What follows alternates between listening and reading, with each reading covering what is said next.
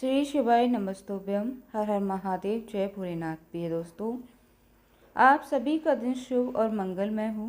आज शिव पुराण के 14वें दिन की कथा का दिन है।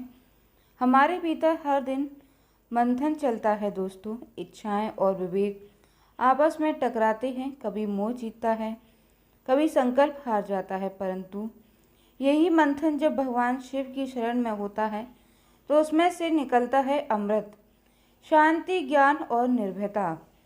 निर्भयता का अमृत। आज की कथा भी एक ऐसा ही मंथन है जहां हम अपने भीतर के विष को पहचानेंगे और शिवजी से उसे छोड़ना सीखेंगे।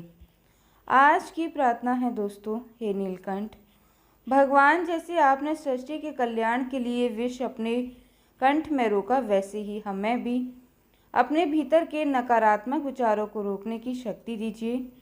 हमें अमृत जैसा विवेक दीजिए जो जीवन को ऊंचा बना सके। हर हर महादेव। प्रिय भक्तों, आज सुनिए आज का अध्ययन। भगवान शिव एक ब्राह्मण का रूप धारण कर देवी पार्वती के आश्रम में गए और वहां पहुंचने पर जब उन्होंने देवी पार्वती से उनकी तपस्या करने का कारण पूछा तो देवी ने अपनी सखी विजय से सब कुछ कहलवाया। किंतु भगवान शिव जी, जो कि ब्राह्मण के वेश में थे, उन्होंने देवी के मुंह से ही सब कुछ वृतांत जानने की इच्छा प्रकट की। तब देवी पार्वती अपने मुंह से इस प्रकार कहने लगी, उसका वृतांत अब आगे आप सुनिए। देवी पार्वती कहने लगी, हे जटाधारी विप्रवर, मेरा सारा वृतांत सुनिए। मेरी सखी ने जो कुछ कहा है वह ज्यों का त्यों सत्य है, उसमें असत्य कुछ भी नहीं। मैं मन, वाणी और क्रिया द्वारा सत्य ही कहती हूँ, असत्य नहीं कह सकती। मैंने साक्षात पति भाव से भगवान शंकर का ही वर्ण किया है। यद्यपि यह जानती हूँ वह दुर्लभ वस्तु भला मुझे कैसे प्राप्त हो सकती है, फिर भी मन में उत्कंठा कर विवश होकर मैं यह तपस्या कर रही हूँ। ब्राह्मण से ऐसी बात कहकर पार्वती देवी उस समय मौन हो गई। तब उनकी वह बात सुनकर ब्राह्मण ने कहा, ब्राह्मण इस प्रकार कहने लगे कि इस समय तक मेरे मन में यह जानने की बहुत प्रबल इच्छा थी कि यह देवी किस दुर्लभ वस्तु को चाहती हैं जिसके लिए ऐसा महान तप कर रही हैं। किंतु हे देवी, तुम्हारे मुखारविंद से सबको सुनकर उस अभिष्ट वस्तु को जान लेने के बाद अब मैं यहाँ से जा रहा हूँ। तुम्हारी जैसी इच्छा हो वैसा ही करो। यदि तुम मुझसे ना कहती तो मित्रता निष्फल होती। अब जैसा तुम्हारा कार्य है वैसा ही उसका परिणाम होगा। जब तुम्हें इसी में सुख है तब मुझे कुछ नहीं करना है। वहाँ ऐसी बात कहकर ब्राह्मण रूपधारी भगवान शिव ने जो ही वहाँ से जाने का विचार किया, त्यों ही देवी पार्वती प्रणाम करके उनसे इस प्रकार कहने लगी, हे विप्रवर, आप क्यों जाएंगे? ठहरिए और मेरे हित की बात तो बताइए। देवी के ऐसा कहने पर दंडधारी ब्राह्मण देवता रुक गए और इस प्रकार कहने लगे, देवी, यदि मेरी बात सुनने का मन है और मुझे भक्ति भाव से ठहरा रही हो तो मैं वह सब तत्व बता रहा हूँ जिससे तुम्हें हिताहित का ज्ञान हो जाएगा। महादेव जी के प्रति मेरे मन में गौरव बुद्धि है, अतः मैं उनके सब प्रकार से कार्य जानता हूँ। तो भी यथार्थ बात कहता हूँ, तुम सावधान होकर सुनो। हे देवी, वृषभ के चिन्ह से अंकित ध्वजा धारण करने वाले महादेव जी सारे शरीर में भस्म रमाए रहते हैं, सिर पर जटा धारण करते हैं, धोती की जगह बाघ चर्म पहनते और चादर की जगह हाथी की खाल ओढ़ते हैं। हाथ में भीख मांगने के लिए खोपड़ी लिए रहते हैं। झुंड के झुंड सांप उनके सारे अंगों में लिपटे रहते हैं और वे विष खाकर ही पुष्ट होते हैं। अभक्ष भक्षी हैं, उनके नेत्र बड़े भद्दे हैं और देखने में भी डरावने लगते हैं। उनका जन्म कब, कहाँ और कैसे हुआ यह आज तक प्रकट नहीं हुआ। घर गृहस्थी के भोग से तो वो सदा दूर ही रहते हैं।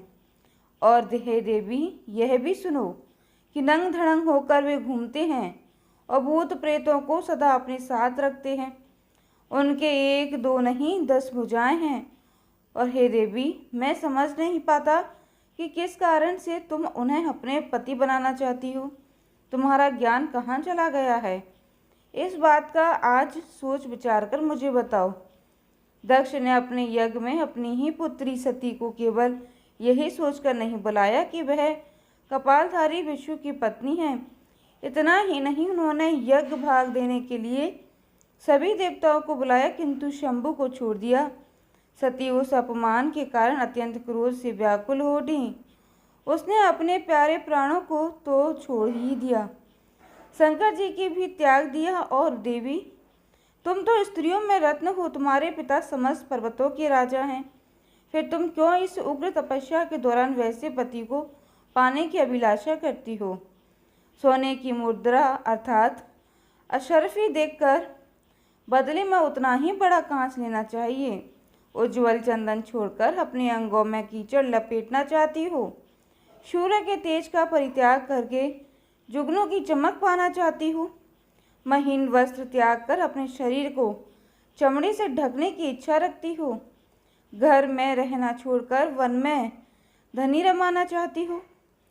हे देवेश्वरी, यदि तुम इंद्र आदि लोकपालों को त्याग कर शिव के प्रति अनुरक्त हो तो अवश्य ही रत्नों के उत्तम भंडार को त्याग कर लोहा पाने की इच्छा भी रखती हो। लोक में इस बात को बिल्कुल भी अच्छा नहीं कहा गया है। शिव के साथ तुम्हारा संबंध मुझे इस समय परस्पर विरुद्ध दिखाई देता है।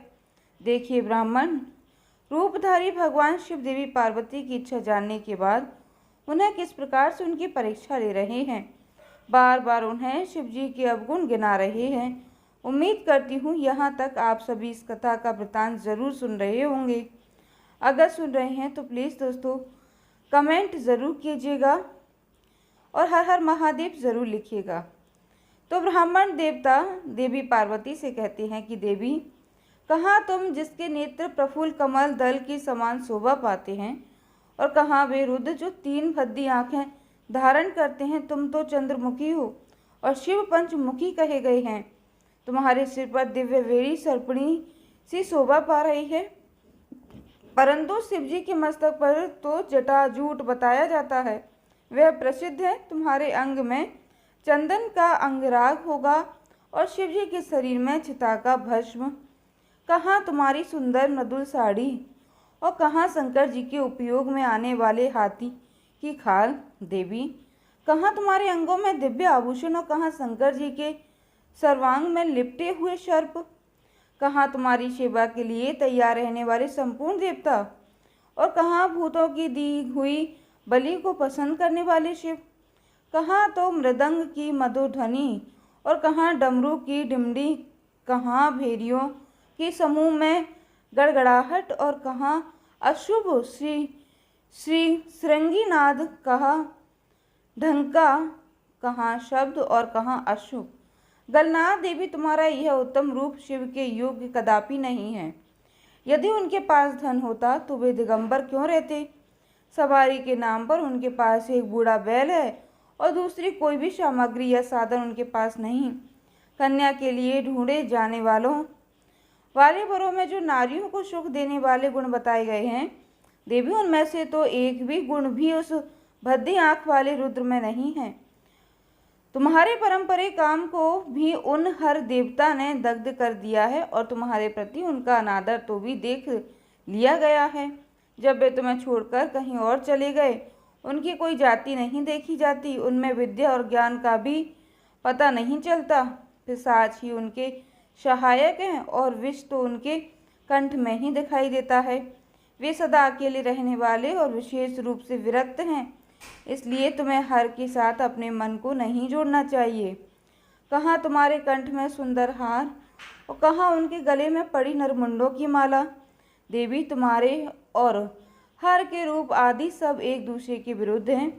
फिर मुझे तो यह संघर्ष कहीं से कहीं तक नहीं रच रहा है। फिर तुम्हारी जैसी इच्छा हो वैसा करो।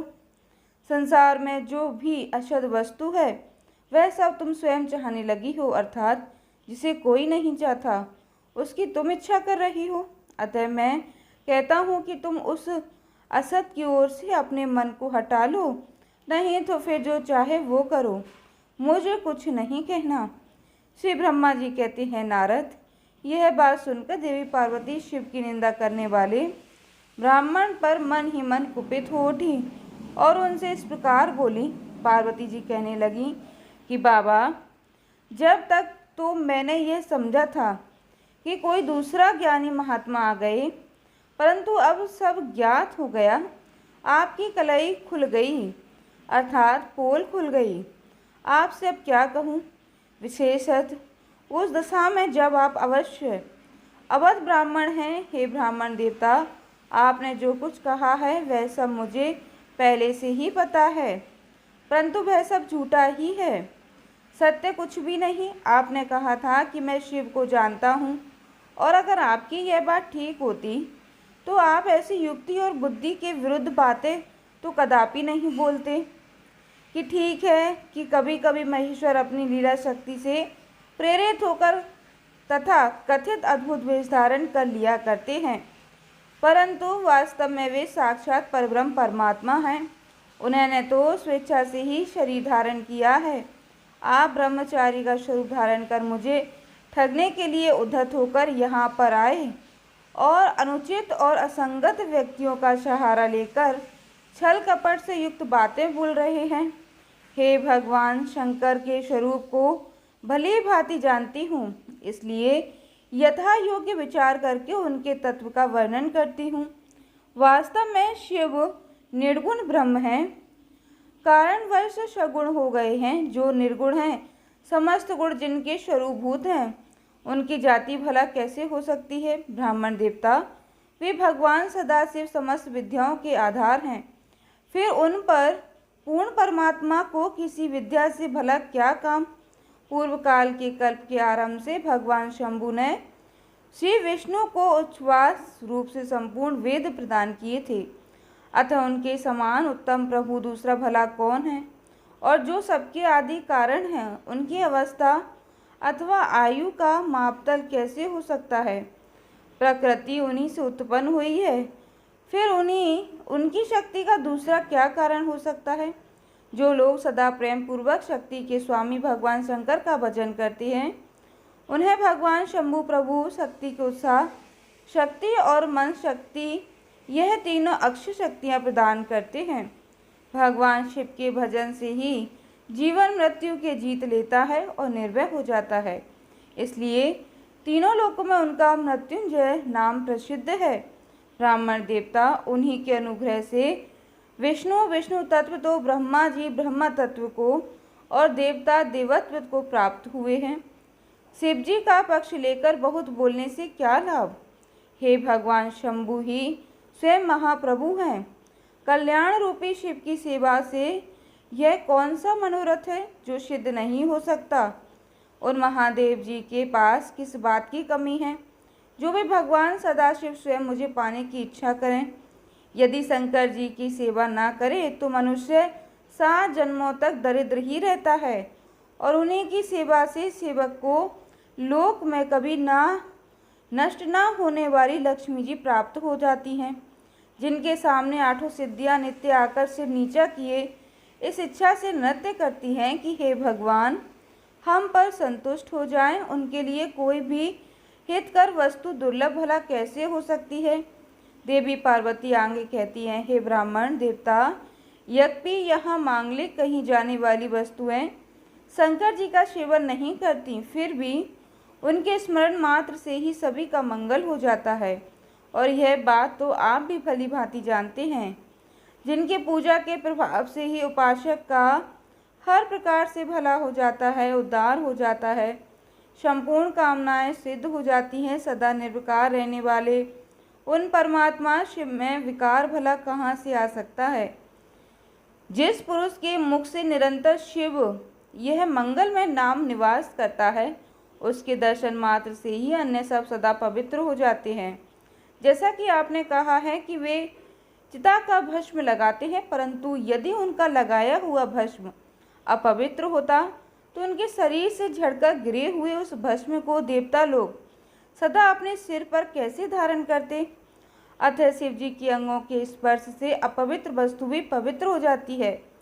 जो महादेव सगुण होकर तीनों लोगों के कर्ता भर्ता और हरता हैं तथा निर्गुण रूप में शिव कहलाते हैं, वे बुद्धि के द्वारा पूर्ण रूप से कैसे जाने जा सकते हैं। पर ब्रह्म परमात्मा शिव का जो निर्गुण रूप है, उसे आप जैसे बहिर्मुख लोग भला कैसे जान सकते हैं। जो दुराचारी और पापी हैं, वे देवताओं से बहिष्कृत हो जाते हैं। ऐसे लोग निर्गुण शिव के तत्व को नहीं जानते और ना कभी जान पाएंगे। जो पुरुष तत्व को ना जानने कारण यहाँ शिव की निंदा करता है, उसके जन्म भर का सारा संचित पुण्य भी भस्म हो जाता है। और आपने जो यहाँ अमित तेजस्वी महादेव जी की निंदा की है और मैंने जो आपकी पूजा की है, उससे मुझे पाप की भागनी होना पड़ा है। शिवद्रोही को देखकर वस्त्र सहित स्नान करना चाहिए और शिवद्रोही का दर्शन हो जाने पर प्रायश्चित करना चाहिए। इतना कहकर देवी पार्वती उस ब्राह्मण पर अधिक रुष्ट होकर कहने लगी, अरे रे दुष्ट, तूने कहा था कि मैं शंकर का जानता हूँ, परंतु निश्चय ही तूने सनातन शिव को नहीं जाना है।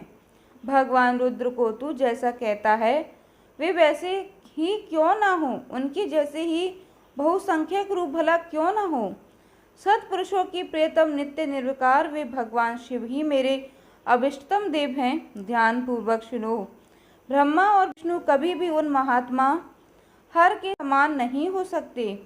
फिर दूसरे देवताओं की तो भला बात ही क्या कहें, क्योंकि वे सदैव काल के अधीन हैं। और इस प्रकार अपनी शुद्ध बुद्धि से तत्वत विचार कर वे शिवजी के लिए वन में आकर बड़ी भारी तपस्या कर रही हूँ।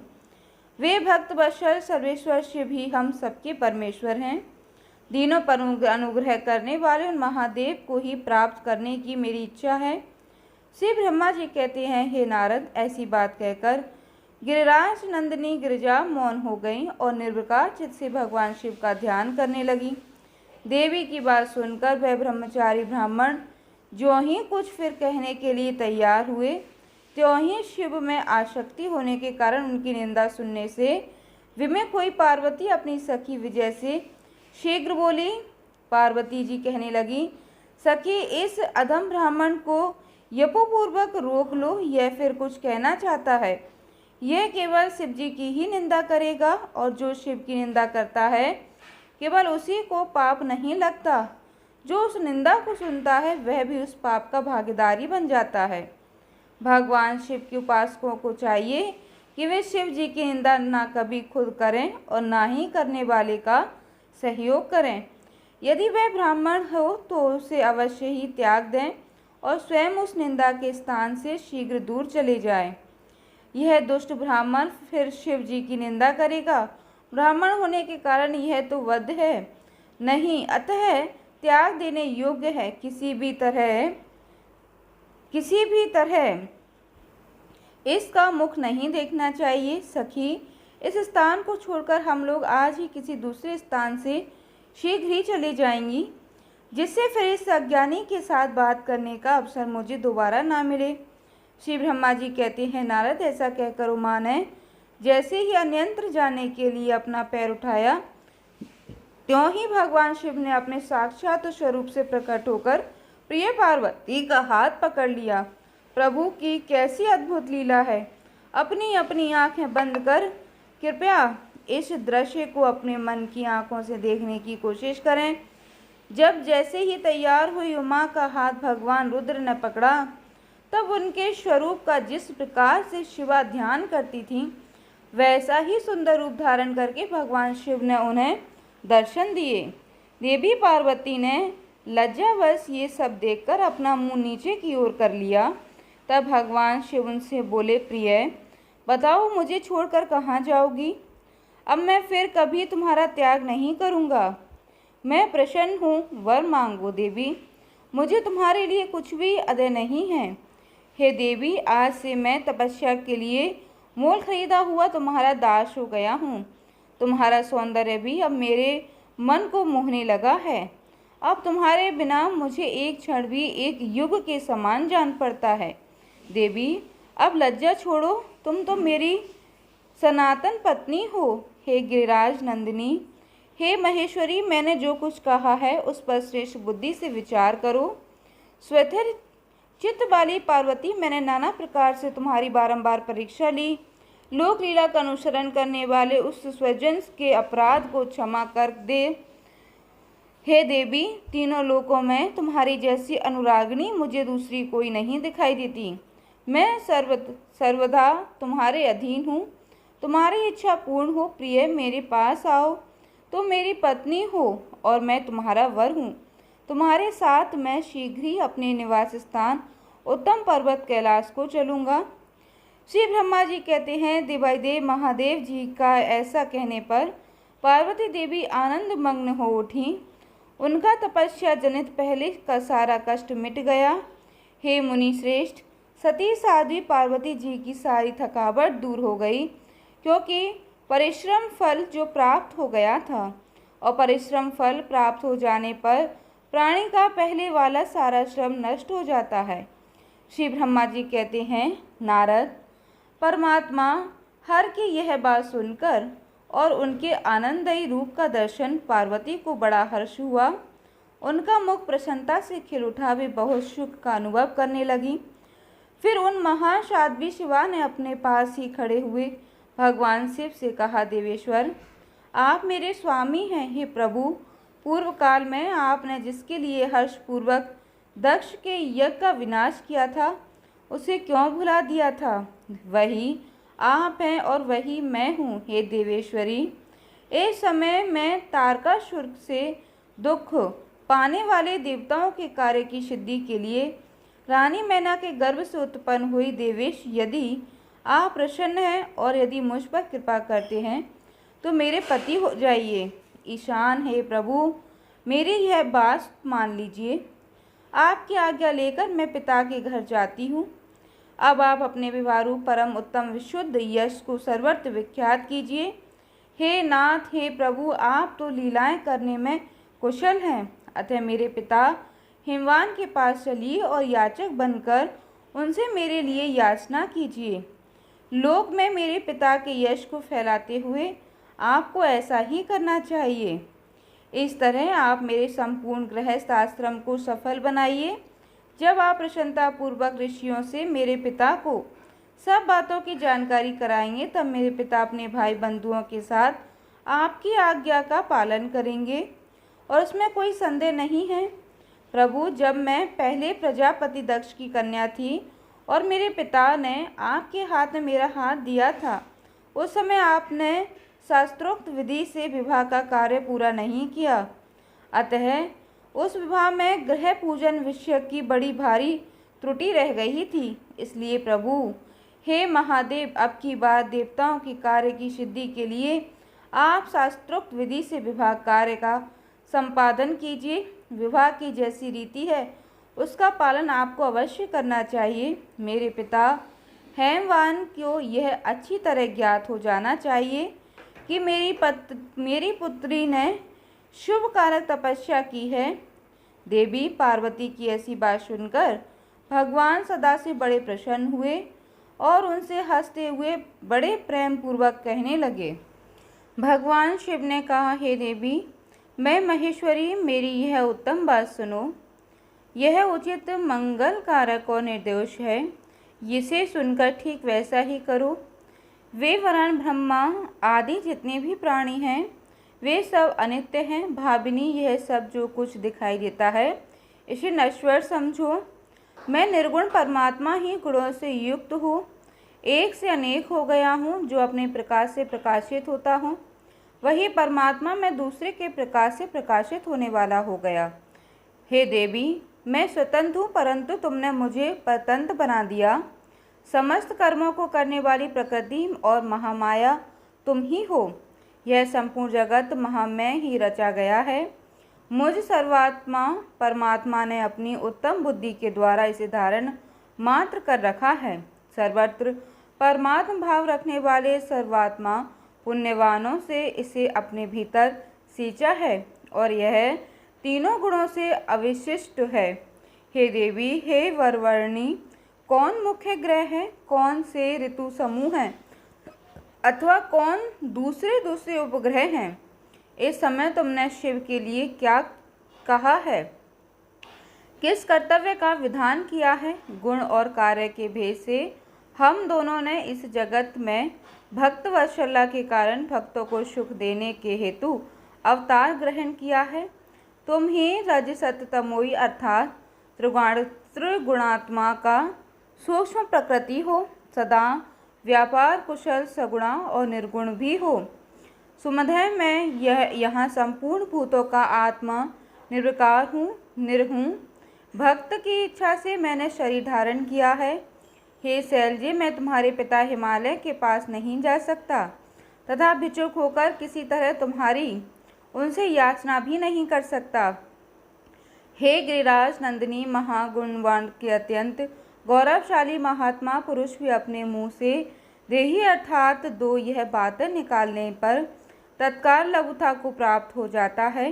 हे कल्याणी, ऐसा जानकर हमारे लिए क्या कहती हो? भद्रे, तुम्हारी आज्ञा से ही मुझे अब सब कुछ करना है, अतः जैसी तुम्हारी इच्छा हो वैसा करो। महादेव जी के ऐसा कहने पर भी सती साध्वी कमल लोचना महादेवी शिवा ने उन भगवान शंकर को बारंबार भक्ति भाव से प्रणाम करके कहा।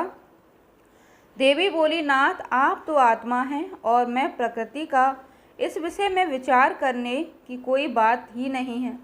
हम दोनों स्वतंत्र और निर्गुण होते हुए भी भक्तों के अधीन होने के कारण सगुण हो जाते हैं।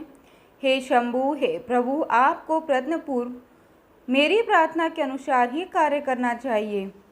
हे शंकर, आप मेरे लिए याचना करें और हिमवान को दाता बनने का सौभाग्य भी प्रदान करें। हे महेश्वर, मैं सदा आपकी भक्ति हूँ और अतः मुझ पर कृपा कीजिए। नाथ, सदा जन्म जन्म में ही आपकी पत्नी होती रही हूँ। आप परब्रह्म परमात्मा हैं, निर्गुण हैं, प्रकृति से परे हैं, निर्विकार निरीह और स्वतंत्र परमेश्वर हैं। तथापि भक्तों के उद्धार में संलग्न होकर यहाँ सगुण भी हो जाते हैं। स्वात्मराम होकर ही लीला बिहारी बन जाते हैं, क्योंकि आप नाना प्रकार की लीलाएं करने में कुशल हैं। हे महादेव, हे महेश्वर, मैं सब प्रकार से आपको जानती हूँ।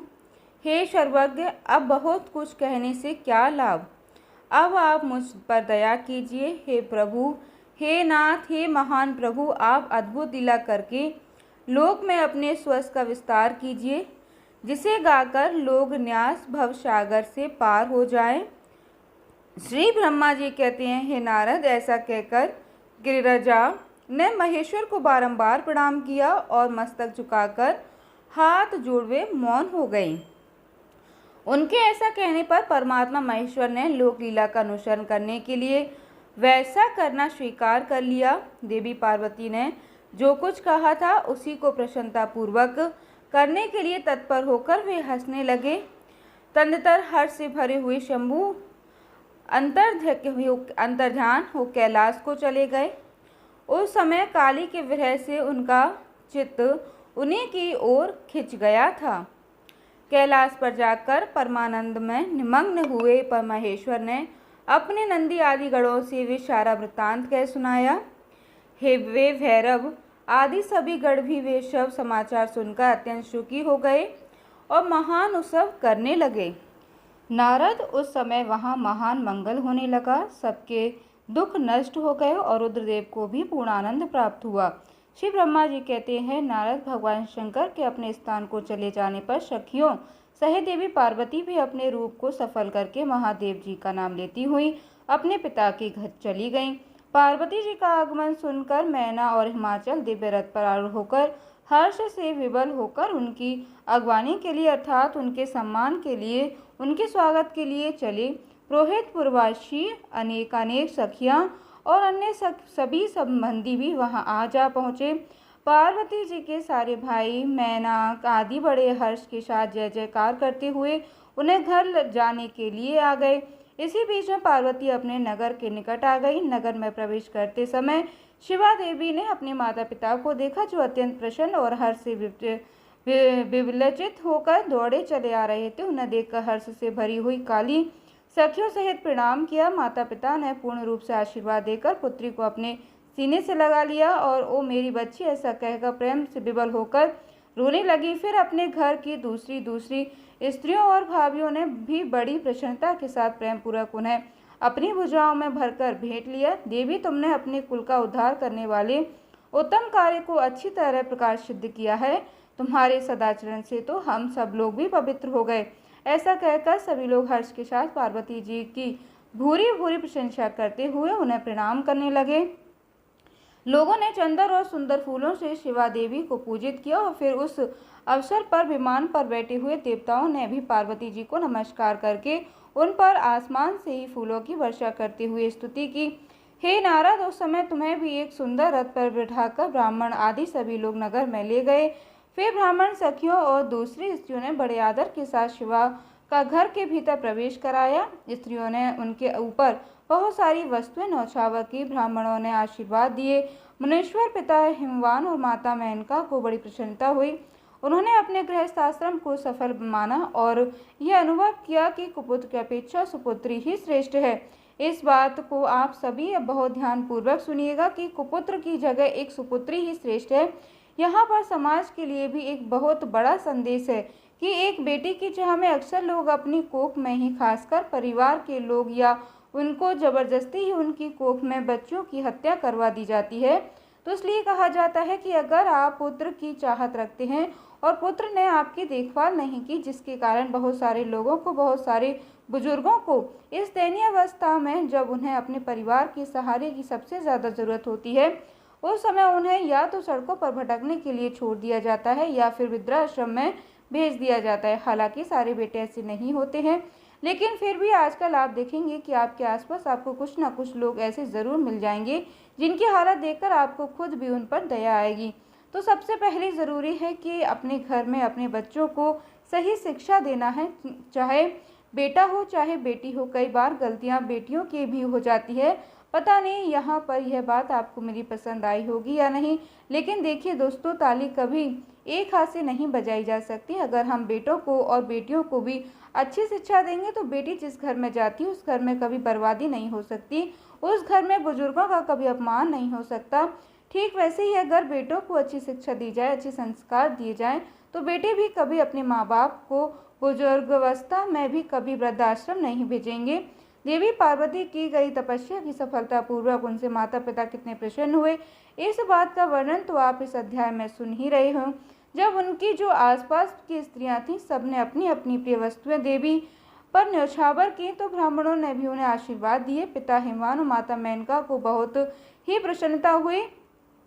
जाहिर सी बात है दोस्तों, जिनकी पुत्री ने साक्षात भगवान महादेव का वरण कर लिया हो, उन्हें प्रसन्नता क्यों नहीं होगी। उन्होंने अपने गृहस्थ आश्रम को सफल मानकर यह अनुभव किया कि कुपुत्र के अपेक्षा सुपुत्री ही श्रेष्ठ है।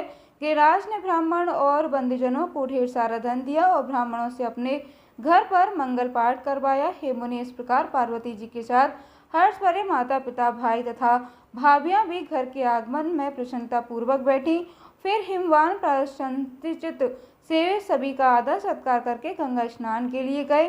अब यहाँ पर भी शंभु ने जो लीला रचाई उसका वर्णन भी सुनिए। जब बीच में सुंदर लीला करने वाले भक्तवत्सल भगवान शंभु एक अच्छा नाचने वाला नट बनकर मेनका के पास आ गए। उन्होंने बाएं हाथ में सिंह और दाहिने हाथ में डमरू ले रखा था। पीठ पर उन्होंने कथरी और छोड़ी और लाल वस्त्र पहने। वे भगवान रुद्रनाच और गान में अपनी निपुणता का परिचय दे रहे थे। सुंदर नट का रूप धारण कर किए हुए भगवान शिव ने मेनका के पास बैठी हुई स्त्रियों की टोली के पास जाकर बड़ा सुंदर नृत्य किया और अत्यंत मनोहर नाना प्रकार के गीत भी गाए। उन्होंने वहां सुंदर ध्वनि करने वाले कई प्रकार के शंख और डमरुओं को भी बजाया तथा नाना प्रकार की बड़ी मनोहारिणी लीलाएं भी की। नटराज की उस लीला को देखने के लिए नगर के सभी पुरुष और बालक वृद्ध भी सहसा वहां आ जा पहुंचे। मुने उस सुमधुर गीत को सुनकर और उस पर भी उस उत्तम मनोहर नृत्य को देखकर वहां आए हुए सभी लोग तत्काल मोहित हो गए। मैना भी मोहित हो गए। उधर देवी पार्वती ने अपने हृदय में भगवान शंकर का साक्षात दर्शन कर लिया। वे त्रिशूल आदि चिन्ह धारण की अत्यंत सुंदर दिखाई दे रही थी। उनका सारा अंग विभूति से विभूषित था। वे हड्डियों की माला से अलंकृत थे। उनका मुख सूर्य, चंद्र और अग्नि के रूप 3 नेत्रों से उद्दीशित था। उन्होंने नाग का यज्ञोपवीत धारण किया था। उनके उस सुरमय रूप को देखकर दुर्गा प्रेमावेश से मूर्छित हो गई। गौर वर्ण विभूषित दीनबंधु, दया सिंधु और सर्वदा मनोहर महेश्वर पार्वती जी से कह रहे थे कि वर मांगो। अपने हृदय में विराजमान महादेव जी को इस रूप में देखकर देवी पार्वती ने उन्हें प्रणाम किया और मन ही मन यह वर भी मांगा कि आप बस मेरे पति हो जाए। प्रभु प्रीति युक्त हृदय से शिवा को वैसा कल्याणकारी वर देकर वे पुनः अंतर्ध्यान हो गए और वहां पूर्वत भिक्षा मांगने वाला नट बनकर पहले की तरह उत्तम नृत्य करने लगे। उस समय मैना सोने की थाली में रखे हुए बहुत सारे सुंदर रत्न लेकर उन्हें प्रसन्नता पूर्वक देने के लिए गई। उनका वह ऐश्वर्य देखकर भगवान शिव बड़े ही प्रसन्न हुए। मन में तो बड़े प्रसन्न हुए, परंतु उन्होंने उन रत्नों को स्वीकार नहीं किया। वे भिक्षा में उनकी पुत्री शिवा को ही मांगने लगी।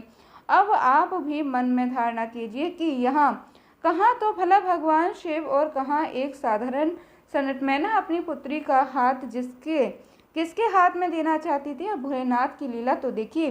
पहले उन्होंने देवी पार्वती की परीक्षा ली, फिर अब उन्होंने उनकी माता मैना की परीक्षा लेना चाहा।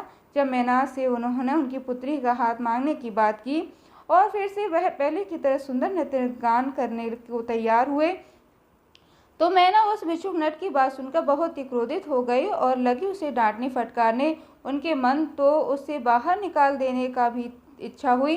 इसी बीच में गिराज हिमवान गंगा जी से स्नान करके लौट आए। उन्होंने अपने सामने उस नाका भिक्षुक को आगमन में खड़ा हुआ देखा और मैना के मुख से सारी बातें सुनकर उन्हें भी बड़ा क्रोध हुआ कि यह भला नट हमारी पुत्री से विवाह करना चाहता है।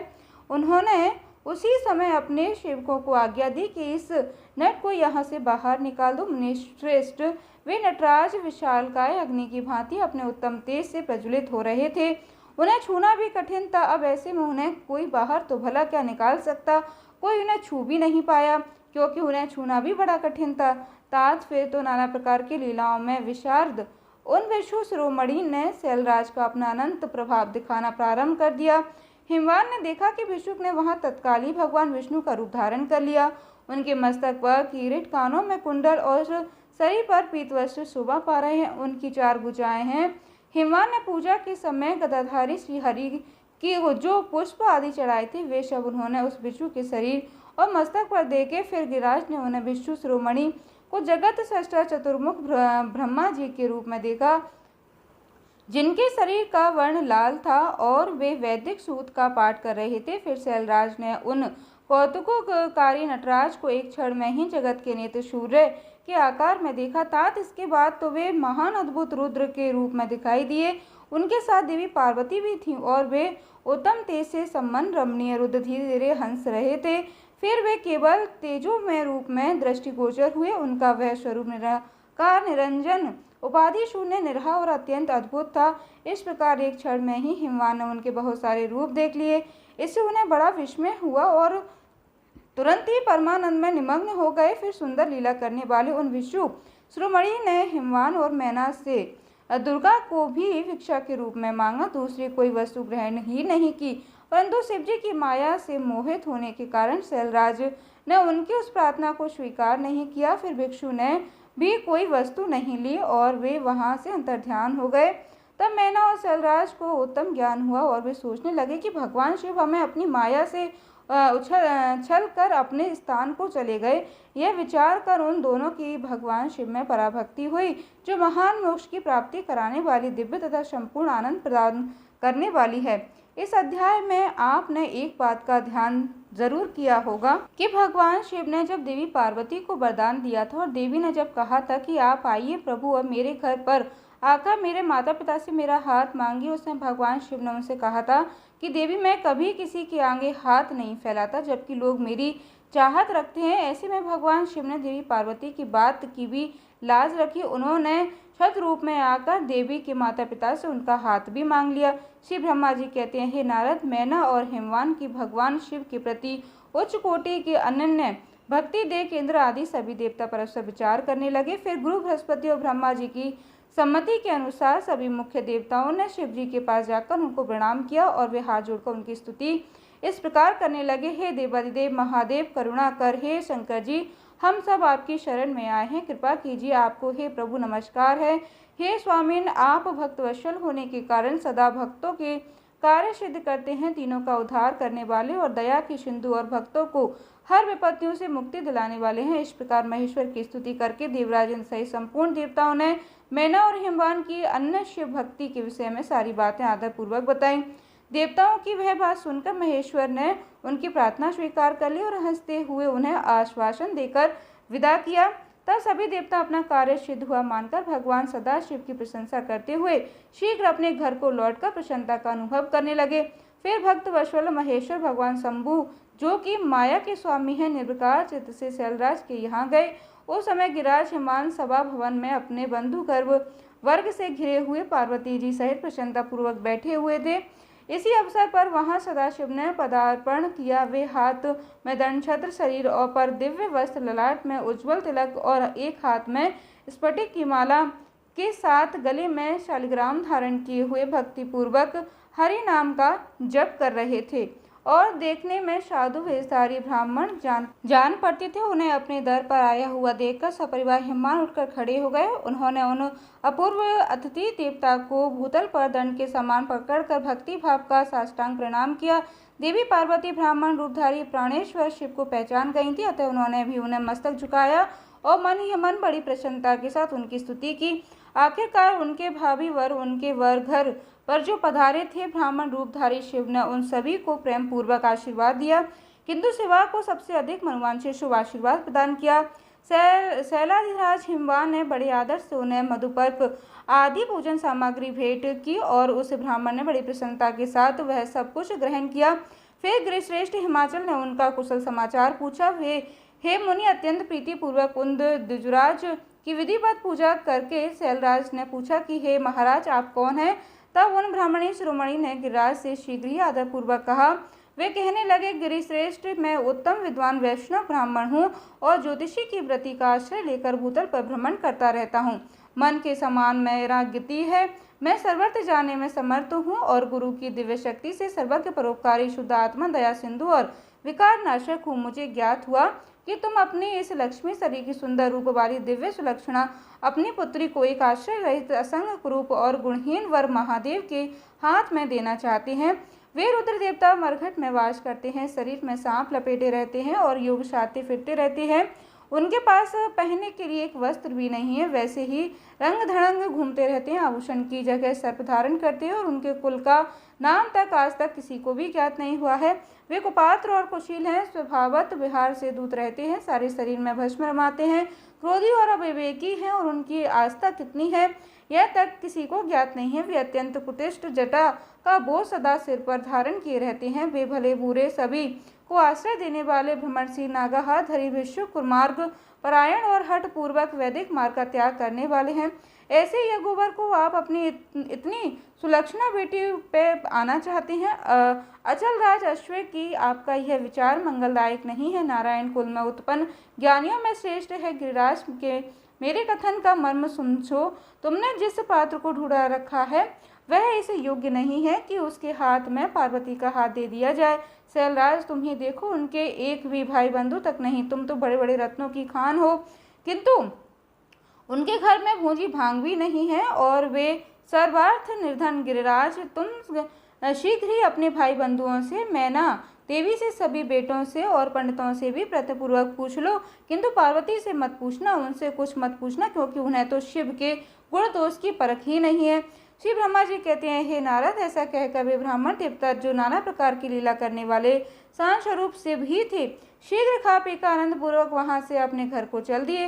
उनका काम जो हो गया था, अब मैना का कोप भवन में प्रवेश भगवान शिव का हिमवान के पास सप्तऋषियों को भेजना तथा हिमवान द्वारा उनका सत्कार सप्तऋषियों तथा अरुंधति का और महर्षि वशिष्ठ का मैना और हिमवान को समझाकर पार्वती का विवाह भगवान शिव के साथ करने के लिए कहना, इसका वर्णन अब आप सुनिए। शिव ब्रह्मा जी कहते हैं, ब्राह्मण रूपधारी शिव जी के वचनों का मैना के ऊपर बड़ा प्रभाव पड़ा। वह उनकी बातों में आ गई। उन्होंने फिर दुखी होकर अपने पति गिरिराज से कहा कि हे गिरिराज, इन वैष्णव ब्राह्मण ने शिव जी की जो निंदा की है उसे सुनकर मेरा मन उनकी ओर से बहुत खिन्न हो उठा है, विरक्त हो गया है। शैलेश्वर रुद्र के रूपशील और नाम सभी कुस्तिक और मैं अब उन्हें अपनी सुलक्षणा पुत्री कदापि नहीं दूंगी। यदि आप मेरी बात नहीं मानोगे तो मैं निस्संदेह मर जाऊंगी और सभी इस घर को छोड़ दूंगी अथवा विष खा लूंगी। पार्वती के गले में फांसी लगाकर गहन वन में चली जाऊंगी या फिर मैं उसे महासागर में डुबो दूंगी, परंतु अपनी बेटी को रुद्र के गले में नहीं बांध डालूंगी। ऐसा कहकर मैना देवी तुरंत को भवन में चली गई और अपने हार को फेंक कर रोती हुई धरती पर लौट गई। इधर भगवान शिव को इस बात का पता चल गया। तब उन्होंने अरुंधति सहित सप्तऋषियों को बुलाया और मैना के पास जाकर उन्हें समझाने की आज्ञा दी कि शिव जी का आदेश प्राप्त कर भगवान शिव को नमस्कार कर वे दिव्य ऋषि आकाश मार्ग से उस स्थान को चल दिए जहाँ हिमवान की नगरी थी। उस दिव्यपुरी को देखकर उन सप्तऋषियों को बड़ा विस्मय हुआ। वे हिमाचलपुरी की परस्पर प्रशंसा करते हुए सभी ऐश्वर्यों से भरे हुए हिमवान के घर जा पहुंचे।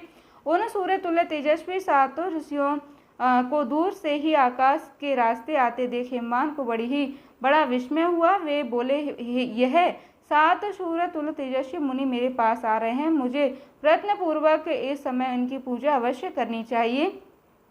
सबको सुख देने वाले हम गृहस्थ लोग धन्य हैं जिनके घर में ऐसे महात्मा पदार्पण किया करते हैं। श्री ब्रह्मा जी कहने लगे। इसी समय वे मुनि आकाश में उतरकर पृथ्वी पर आकर खड़े हो गए। उन्हें सामने देख हिमवान बड़े आदर के साथ आगे बढ़े और हाथ मोड़ मस्तक झुकाकर उन सप्तऋषियों को प्रणाम करने के बाद उन्होंने बड़े सम्मान के साथ उन सब की पूजा की और उन्हें आगे करके कहने लगे, मेरा गृह आश्रम आज धन्य हो गया। ऐसा कहकर उन्हें बैठने के लिए भक्तिपूर्वक आसन लाकर दिया।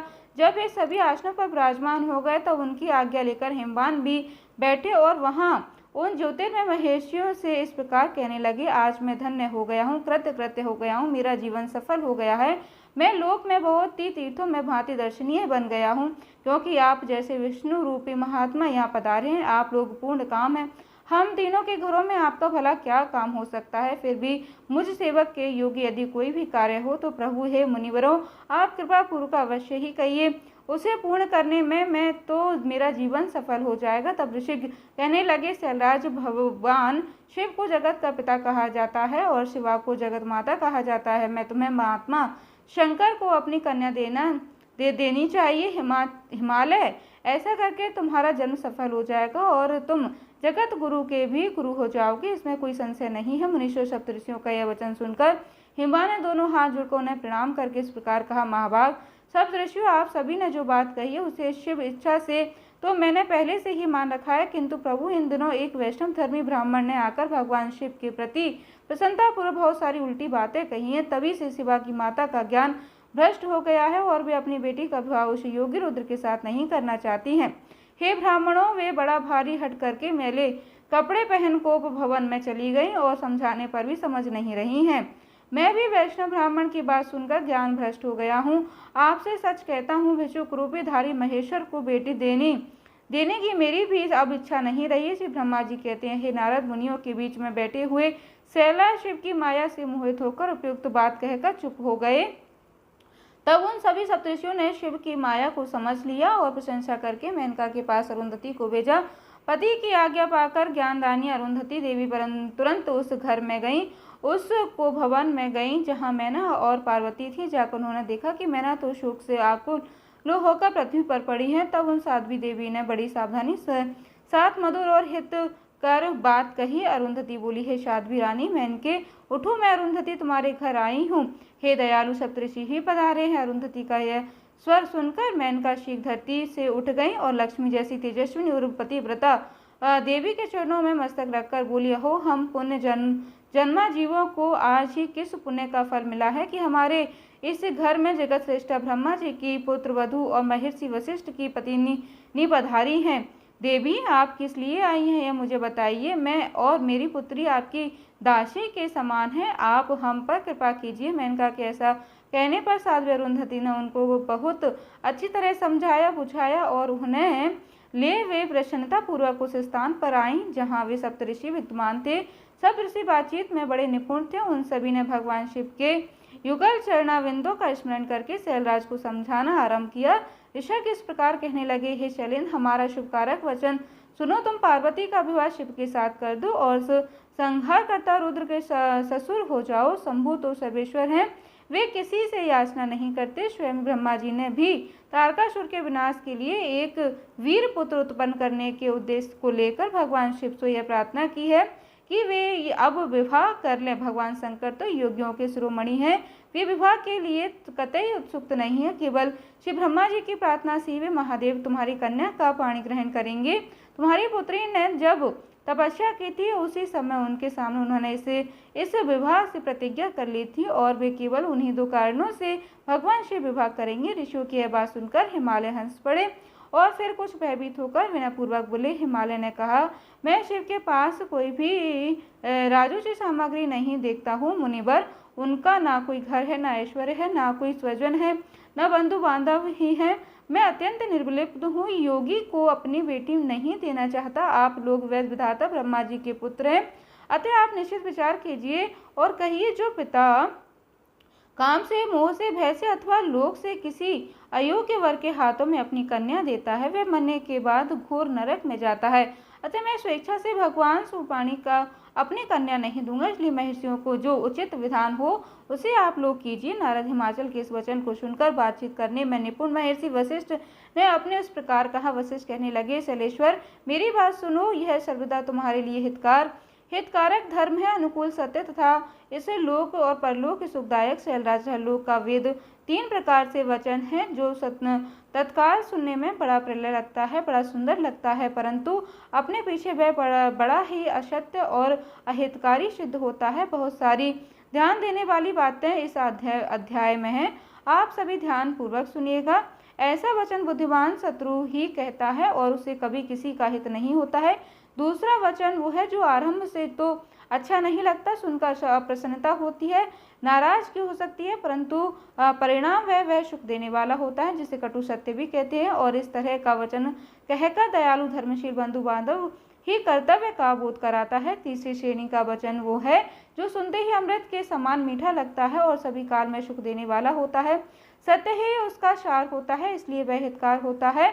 ऐसा वचन सबसे श्रेष्ठ और सभी के लिए अविष्ट है। सलराज, इस तरह नीति शास्त्र में 3 प्रकार के वचन कहे गए हैं। तुम इन तीनों में तुम्हें कौन सा वचन अविष्ट है, बताओ, मैं तुम्हारे लिए वैसा ही वचन कहूँगा। भगवान शंकर संपूर्ण देवताओं के स्वामी है, उनके पास रमा संपत्ति नहीं है।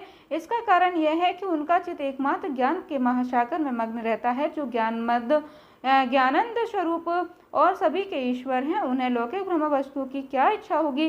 गृहस्थ पुरुष राजू संपत्ति से सुशोभित होने वाले वर को अपनी पुत्री देता है, क्योंकि किसी दीन दुखी को कन्या देने से पिता कन्याघाती होता है, उसे कन्या के वध का पाप लगता है। कौन जानता है कि भगवान शंकर दुखी हैं। कुबेर जिनके किंकर हैं, जो अपनी भ्रूभंग की लीला के मात्र संसार सृष्टि और संहार करने में समर्थ हैं, उन्हें गुणातीत परमात्मा प्रकृति के परे परमेश्वर कहा जाता है।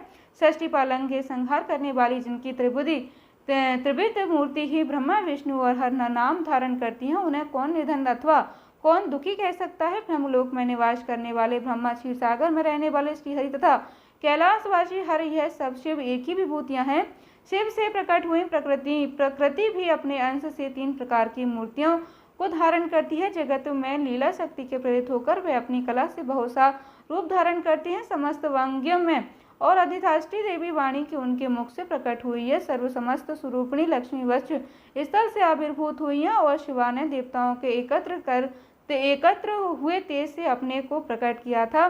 संपूर्ण दानवों तथा वध करके देवताओं को स्वर्ग की लक्ष्मी प्रदान की थी। देवी शिवा कल्पांतर के दक्ष की पत्नी के उदर से जन्म लेती सती नाम से प्रसिद्ध हुई और हर को दक्ष ने स्वयं ही भगवान शिव को अपनी पुत्री दी थी। सती ने पति की निंदा सुनकर योग बल से अपने शरीर को त्याग दिया था। वे ही सती अब तुम्हारे घर में पैदा हुई है। शैलराज, वे शिवा जन्म जन्म से शिव की ही पत्नी होती है। प्रत्येक कल में बुद्धि रूपा दुर्गा ज्ञानियों की श्रेष्ठ माता होती हैं। यह सदा सिद्धिदायिनी और सिद्ध रूपिणी है। भगवान हर चिताभस्म के रूप में ही सती का स्त्री चूर्ण को ही स्वयं प्रेम पूर्वक अपने अंगों का धारण करते हैं। अतः हे गिरिराज, तुम स्वेच्छा से ही अपनी मंगलमय कन्या को भगवान हर के हाथों में दे दो। यदि तुम नहीं दोगे तो वह स्वयं प्रियतम के इस स्थान में चली जाएंगी। देवेश्वर से तुम्हारी पुत्री का अनंत कलेश देखकर ब्राह्मण के रूप में इसकी तपस्या के स्थान पर आए थे और इसके साथ विवाह की प्रतिज्ञा करके इसके आश्वासन और वर देकर अपने आवास स्थान को वापस लौट गए थे।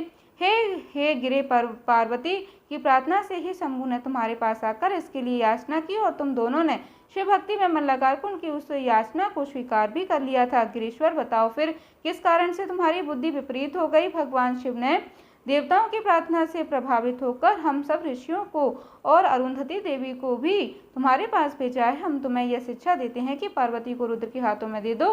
हे गिरे, ऐसा करने पर तुम्हें महान आनंद प्राप्त होगा। शैलेंद्र, यदि तुम स्वेच्छा से अपनी बेटी शिवा को शिव के हाथों में नहीं दोगे तो भाभी के बल से उन दोनों का विवाह हो जाएगा। तात भगवान शंकर ने तपस्या में लगी हुई पार्वती को ऐसा ही वर दिया है। भगवान की कही हुई प्रतिज्ञा कभी पलट नहीं सकती। गिरिराज गिरीश्वर ईश्वर के वश में रहने वाले समस्त साधु पुरुषों की भी प्रतिज्ञा का संसार में किसी के द्वारा उल्लंघन होना कठिन है, फिर साक्षात ईश्वर की प्रतिज्ञा के लिए तो कहना ही क्या है। जय भोलेनाथ। आज के अध्याय में बस इतना ही। इसके आगे की कथा आप आने वाले अगले अध्याय में जरूर सुनिएगा। धन्यवाद दोस्तों। जय माता दी।